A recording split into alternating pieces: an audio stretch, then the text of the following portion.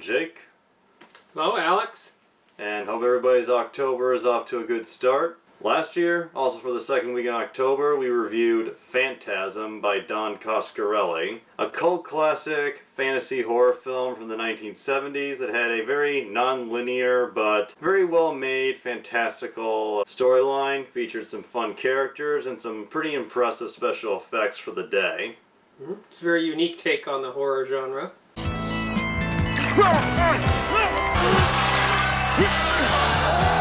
It also gave us a very unique bad guy in the Tall Man. Played by the late, great Angus Scrimm. You play a good game, boy. But the game is finished. Now you die. Very mysterious, very gruff and threatening baddie who possesses a questionable amount of power and has sights on terrorizing a particular group of friends. Hey, what's going on here? And it ended on a very cliffhanger note.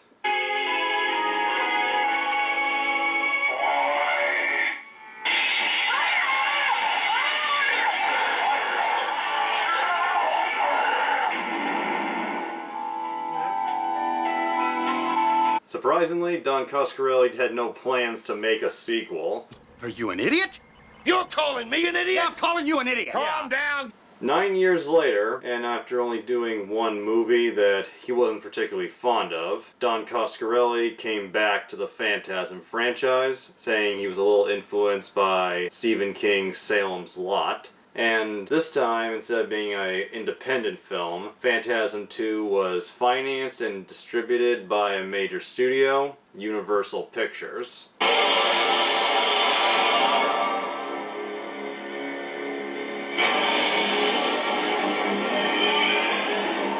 Phantasm II is a film that kind of polarizes fans of the franchise. It has the same characters, but some of the actors have been replaced. While it has similar themes, the way they tell the story is a little different, and there's actually a lot behind the scenes that led to the way Phantasm II came out.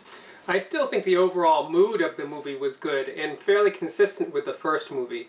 And I think what helped that, one of the best ways that helped that was the music was just so ominous. And I think it helps connect the plot lines, even though it goes off in different directions.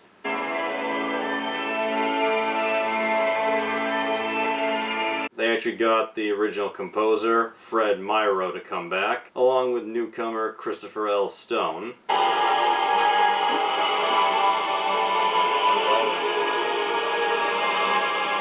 The Phantasm series music is very good. It's very gothic and can keep up the chills while also playing along very well with the action sequences. And I have to agree that I do think it was a lot more action-packed here. You could tell that the emphasis was more on that thriller, versus the fantasy that you saw in the first movie.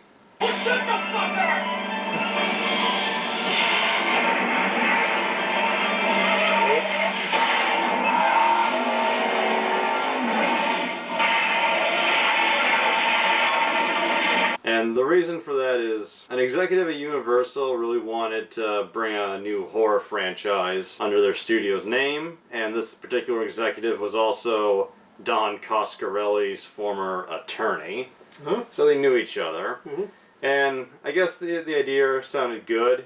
They bring in a cult horror film franchise, and Coscarelli could have major studio funding. But with every director who likes to do his own thing, working with a studio is never easy. Universal brought him on, but they had rules. The storyline had to be more linear than the first film, a little more focused, and while there are some confusing moments at times... You don't say.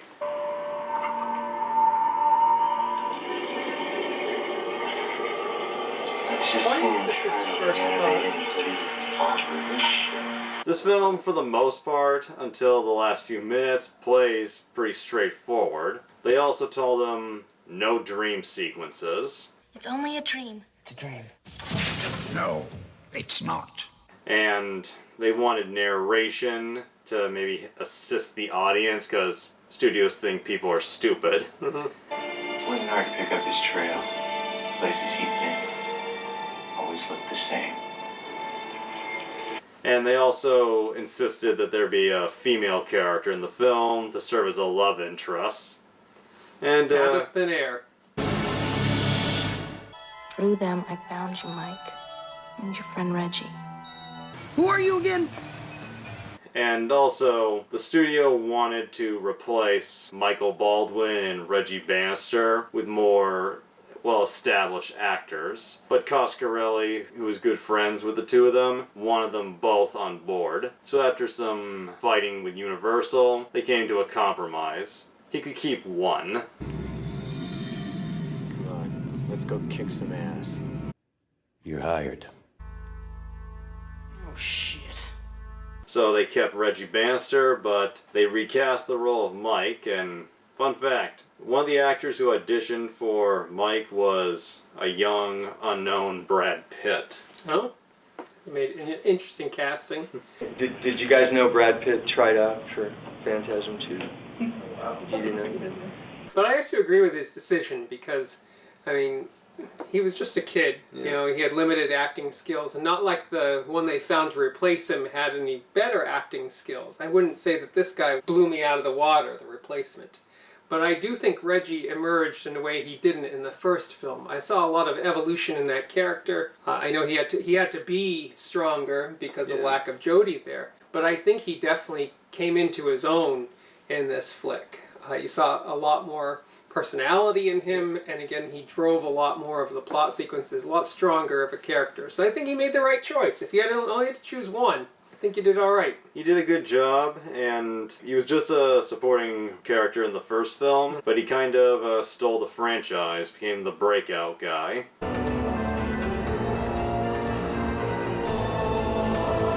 The Mike character. The character's now an adult because so much time has passed, and now that he's an adult, the option to recast him was a pretty good one. And the guy they got was this actor named James LaGrosse, who I don't really know that well, but I looked up his filmography, and he actually had appeared in a couple of movies I've known over the years. And he's one of those guys, he's a character actor, and this was his first and one of only leading roles. The decision to recast the character of Mike was a controversial one with the fans. Like some people, even though he was not the greatest actor in the first film, felt like the gang should have all been back together.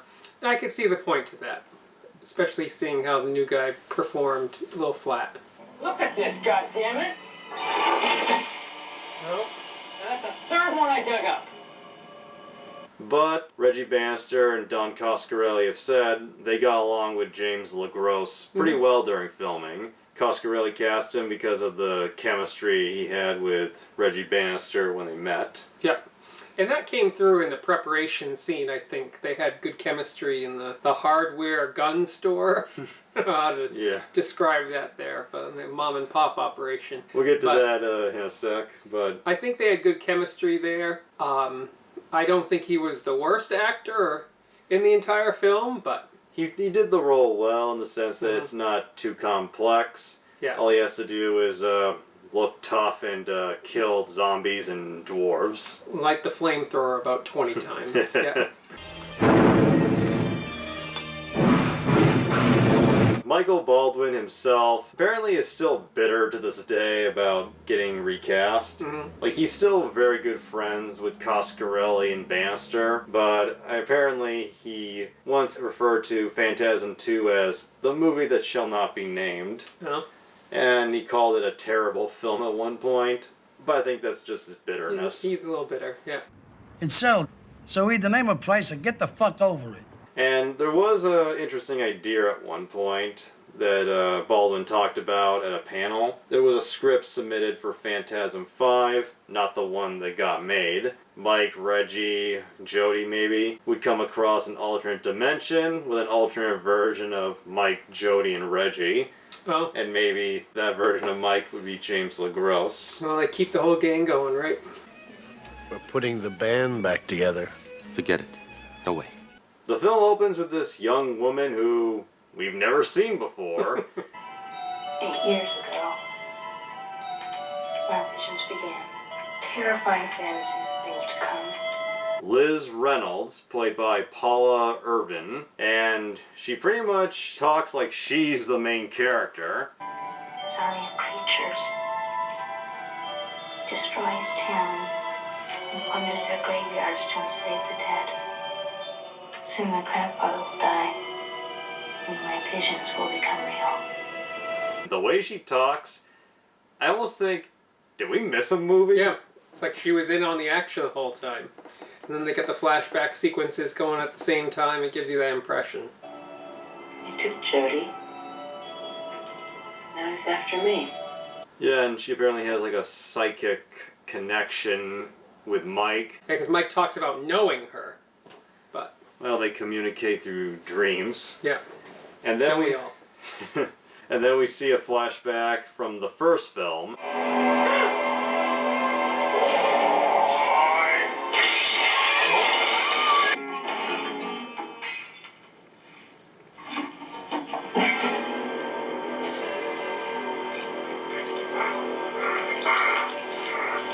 We get this pretty tense sequence where he has to fight off a dwarf and he can't find any ammo for his rifle. What's he looking for? The ammunition. Yeah. He wouldn't have that handy? Nope, that's a problem. And then he sets up the gas on the stove while there's a fire going on in the living room, runs up and saves Mike from the dwarves. And after doing a death-defying jump from a window... With Mike unconscious out the window. Yeah. And stumbling to get away, the entire house goes up in flames. Yes.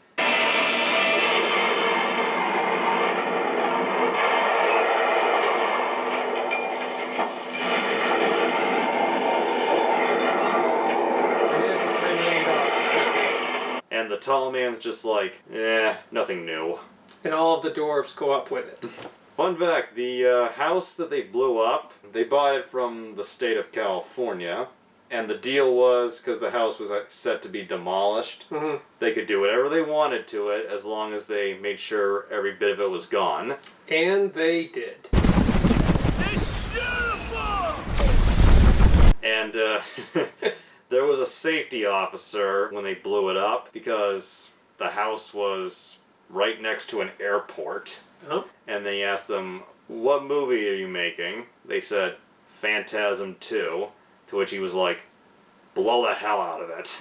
Big ass titties!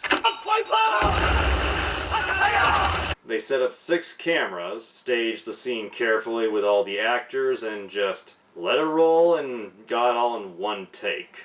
The first of many large explosions in this flick. And before we move on, did you notice that when Reggie was dragging Mike out, we never saw his face? Right. Obviously, because Michael Baldwin was now a young adult, he couldn't play a 14-year-old. So they actually got a female double to play the small, skinny Mike. Oh, I thought it was just a dummy. And, well, the character kind of Could have is. been, yeah. Oh, rim shot! I don't know for sure who the young female double they got was. The only source I could find was on IMDb, but I can't find this anywhere else, so for all I know this is bullshit. But according to IMDb, the double for Mike was Lori Loughlin. Ooh, pre-scandal. Free Full House. That's true. I got nothing, that's just funny. Her career started in flames, her career ended in flames.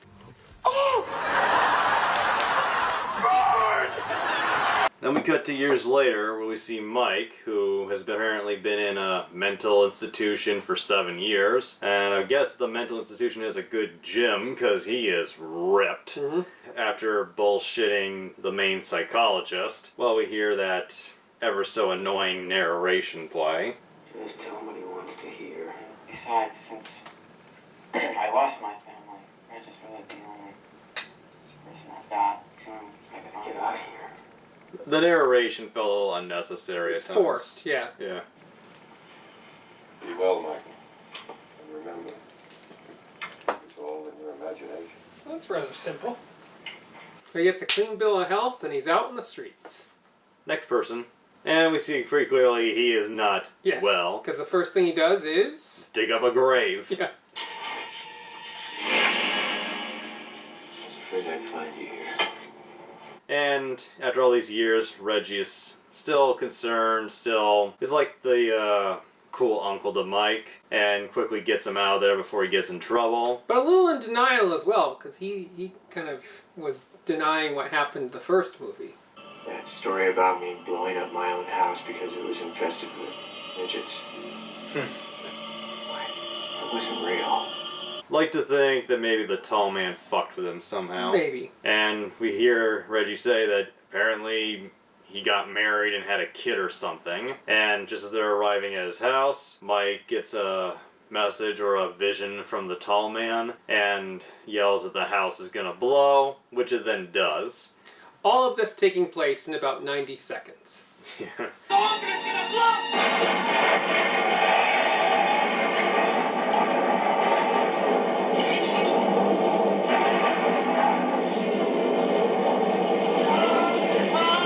And that actually was the same house they blew up in the opening. Mm-hmm. They just made sure to use different angles from different sides. We then cut to the funeral, which doesn't really seem like much of a funeral.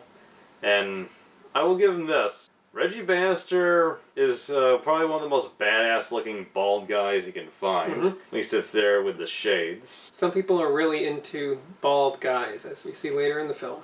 Mm-hmm.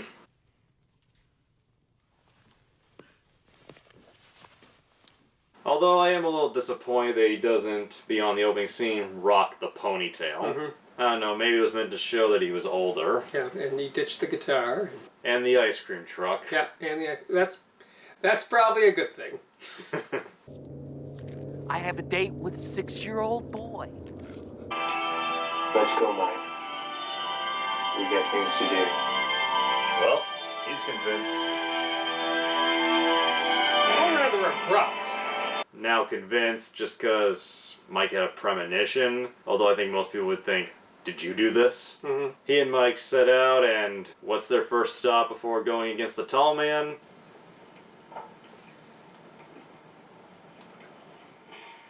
Let's go shopping.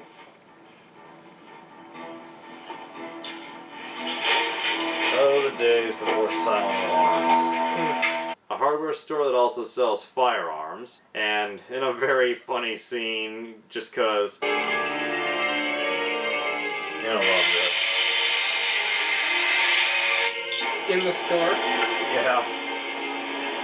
The fact that they're assembling their weapons Yes. in the very store they're robbing. It's the ridiculousness of it all. Yeah, smart. They come up with some very creative weapons. Reggie takes 2 shotguns and makes a 4-barrel gun. Sawed-off shotgun. Yeah. Yeah.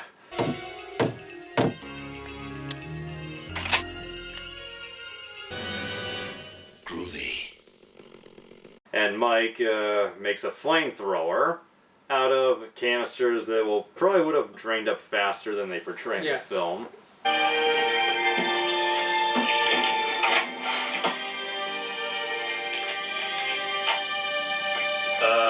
Yeah, $10 will cover it.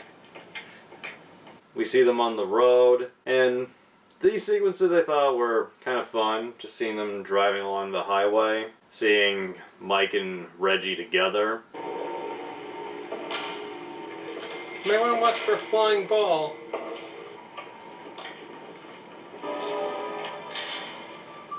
Aha! Then we get a pretty Nightmare on Elm Street type sequence, where while in the basement they see what appears to be Liz, but it turns out to be some kind of monster, I don't know what it is, a vision or something. Yeah, this is the first stop on their road trip, where they're seeing all these towns that have been impacted by the tall man. To play a good game, boy. Come east if you dare. Get the fuck! It wasn't the first time the tall man had left one of his calling cards. That one was the worst. And meanwhile, Liz keeps thinking, Mike, when will I see you? Mike, I love you. To someone she's never met in person. who could be the tall man in disguise. And Liz's grandfather has died, showing once again there aren't a lot of people for funerals these days. And the two that are there ditch her. Yeah. Last train leaves at 6. I've got to be on it. Damn it, Jerry, I need you to be here. Thus. Okay. Take care. Later, bitch. And we see this creepy-looking priest, played by Kenneth Tygar. That's just a cool name. Yeah, I thought he added an extra dimension to this. Had a little exorcist feel there with the priest there. I can't close my eyes to the things I've seen. It must be stopped. And he was scared out of his wits. Obviously, he had witnessed some things going on before as well, as we see.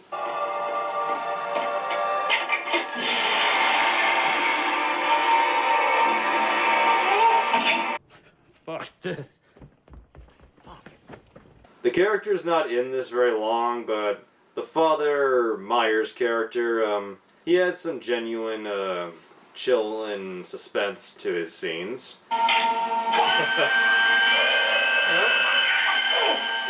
Oh.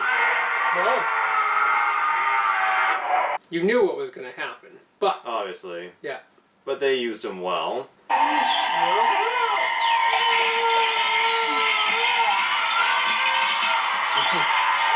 And through him, we get one of the best lines from the tall man in this franchise. You think that when you die, you go to heaven. You come to us. I thought the tall man, like, Angus Scrimm still looks pretty great. He's much older here, and he can pull off the creepy eyes, gruff voice. But you talked about how you think they didn't use the balls enough in this film. Yeah. I think there was not enough Scrimm in this film as well. Yeah, we definitely see more of his minions in this one, and maybe that's why he doesn't have as primary of a role. He's kind of in the background, and he shows up randomly. Graveside service is about to begin. And just randomly, and in kind of a stupid move, Reggie decides it's a good idea to pick up a hitchhiker just because he hasn't gotten laid in a while. You know, we've been out here a long time. It gets hard on the road. Who Mike had seen in the first town they went to. This girl's in my dreams, except when she's in them, she's dead. What's your point, man? And this character is named Alchemy, played by Samantha Phillips. Looks like a ghost town. Pretty sure of James since I left. Originally, this character was written as a buxom blonde, and Samantha Phillips said that when she read the description or the character for the audition, it pretty much just said, a blonde with big tits.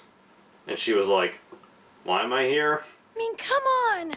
Why are these so interesting? Oh, for God's sake. But I guess she won Don Coscarelli over, because he cast her, and this character comes kind of the fuck out of nowhere, and is sort of part of the story for a while, and you don't really know much about her. At first she just seems nice and okay. As she goes on, we see a little more of a wild side, and there's a bit of mystery to her that we'll get into at the end. Which was foreshadowed by the first time that Mike saw her, you know, on the table.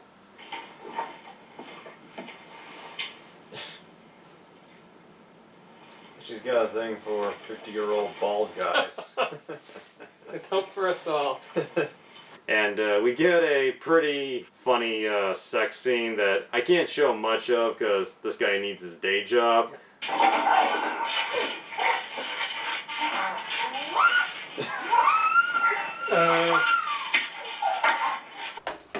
It's a real sicko.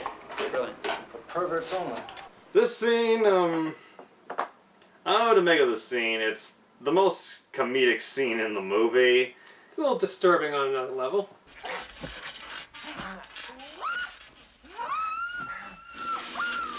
Turn it off! It's funny, you can even see Reggie looking a little disturbed. And at this point, Michael has also found his friend as well. Oh, Michael. We finally meet! That was convenient. What the hell's going on here? Literally, first time they've ever met in person. And they're talking to each other in their heads. Michael, I love you. Sorry. You're dreaming. Wow. This is great. I don't get that. It just seems to be a thing that happens. You just met. For some reason, Mike thinks maybe they should just give up. Whoa, we kidding. I'm a 19-year-old kid. You're a bald, middle-aged ex-ice cream vendor. I got just 2 words to say about that. Bullshit! But then the tall man appears, copying a famous moment from the first film, takes Liz, and Reggie and Mike decide they have to go save her. With flamethrower in one hand and chainsaw in the other. sawed-off 4-barrel shotgun in the other, they head out, while Alchemy stays behind. They show up at the mortuary, and this film actually goes into a little bit more about how the tall man makes his minions. See, he has the machine that sucks out their blood and pumps full the yellow liquid that they kept bleeding in the first film. When they arrive, we get a lot of good eerie scenery, good sequences. He's got the 2 Undertaker helpers. The Under Twins. Yeah.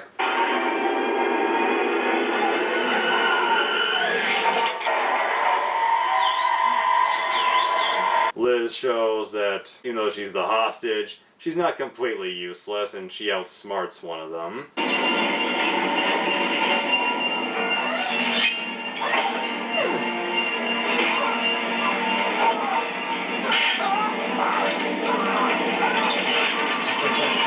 Reggie goes up against a minion with a much bigger chainsaw than his.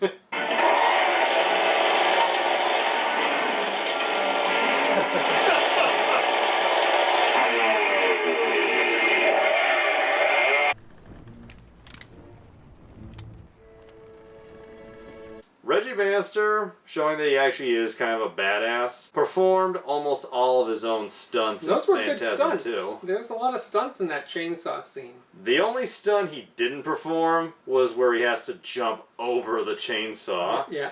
Apparently, the studio, whoever was in charge, refused to let him do that. Smart thinking. But definitely one of the comic relief scenes in the movie. Another chainsaw addition or subtraction.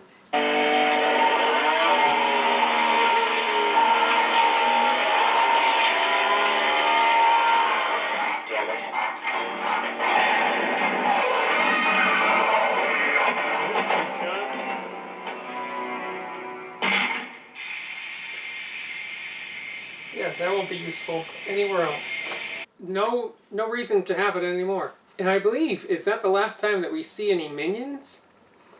Because there weren't many. I was expecting this whole army of minions at the end. And that's it.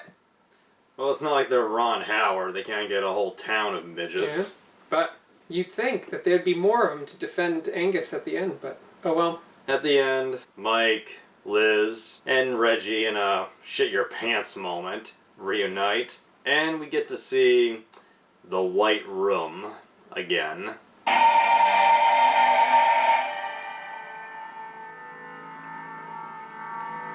There they are. Didn't get to use them that much, Yeah, but I thought it was a little rushed at that point. Because it'd been such a central point in the first movie. But it was nice to see them. Yes.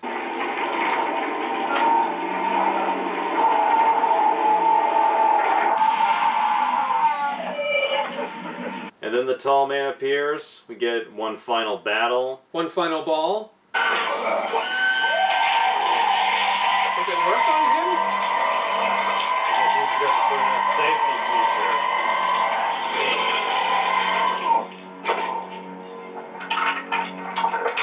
The tall man in this film gets a pretty awesome semi-death scene. We see earlier Reggie poured acid into the yellow liquid.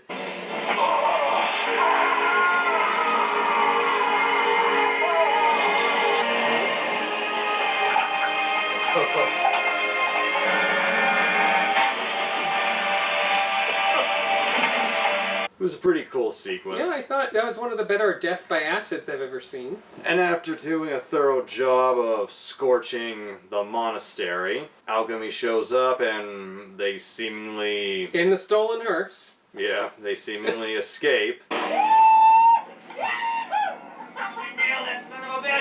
Hey, wait, Mike. Check out that coffin and make sure that whatever's in there is dead. Yeah. The ending to Phantasm II is very rushed, and I'll admit... This is where it went off the rails. I'm not sure I like how they ended it. I mean, yes, it's opening it for another sequel, just like the first film, but the first movie felt satisfying.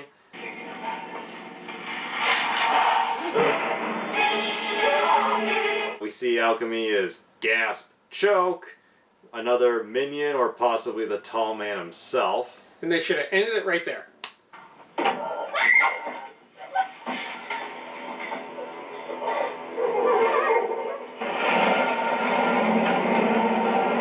But we see the tall man appear. It's a dream. It's only a dream. No, it's not.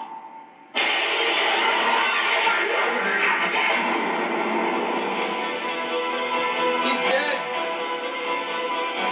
Boom. Written and directed credits. And Reggie's dead. Supposedly, I haven't watched Phantasm 3 in a while, but I know he is not dead. He is the main character in the third film. But they should have just ended it when Alchemy came out. That's it. Should have just had her laugh evilly and drive off and maybe just end. With them all trapped. Yeah. Done.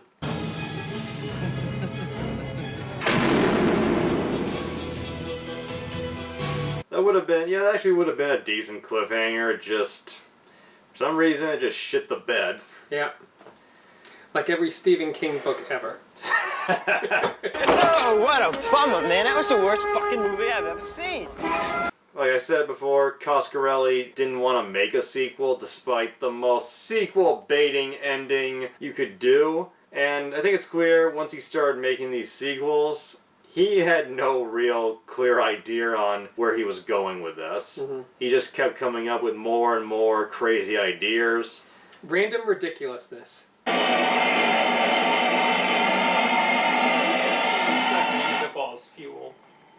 And, sure you're not gonna burn the house down? Yeah. There are more efficient ways to light the fire. Those are the Phantasm movies in a nutshell, but they're fun ridiculousness. Tracking this guy a long time. Did they have that at the store? I can't see this going badly. Phantasm II, it's not a perfect film. It does have a lot of problems, but the first one wasn't perfect either. I think if you go into this knowing that it's going to be more of an action movie, I think you can have a good time with it. Yeah, the tone was haunting. And there were a couple of points where you actually jumped in the movie, too. There were a lot of those surprise thrills.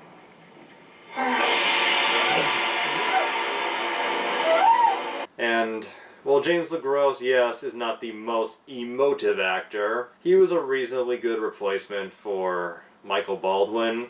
But when the later sequels, it eventually would feel good to get the true original gang back together. If only they could get Brad Pitt to do a cameo. Coming out of the grave. Speaking of, that was also a very good scene there where they had all the open graves in that town they went to. I thought that was, again, another really nice job they did here. You gotta respect the work they put into that. Yeah. The scenes where they break into places with the chainsaw were funny just in the fact that they lack subtlety. Yes, completely foil the element of surprise if you're trying to sneak up on them.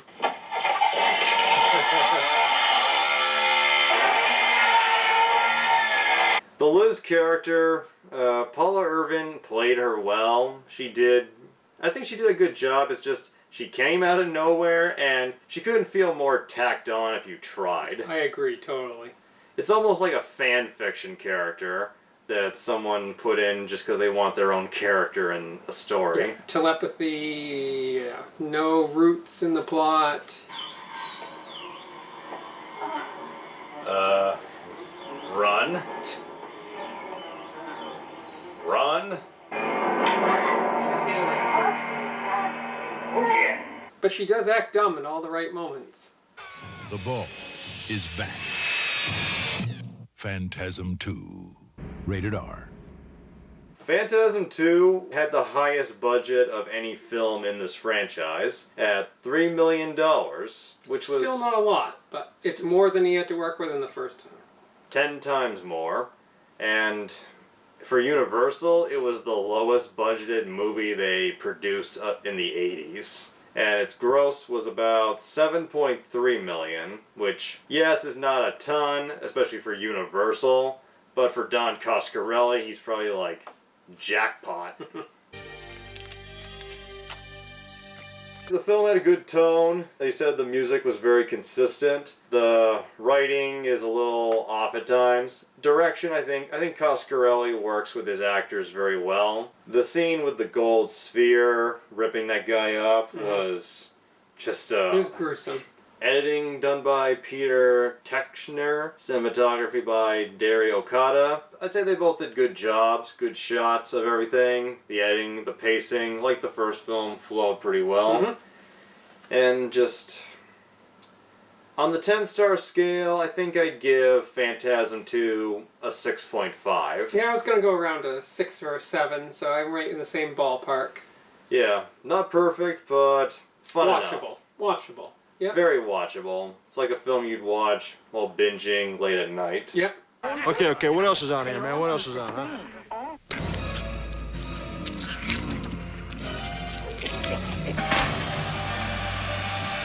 Hope everybody has a good remainder of October. You especially. I know you month? I know you get into the season. Yes. Yeah. And. Oop. And and I have more reviews coming, and I hope everybody gets to their favorite classics and on Halloween night itself does whatever they love best, whether it be candy, sex, or raising the dead. Trick or treat. See you next week. Enjoy.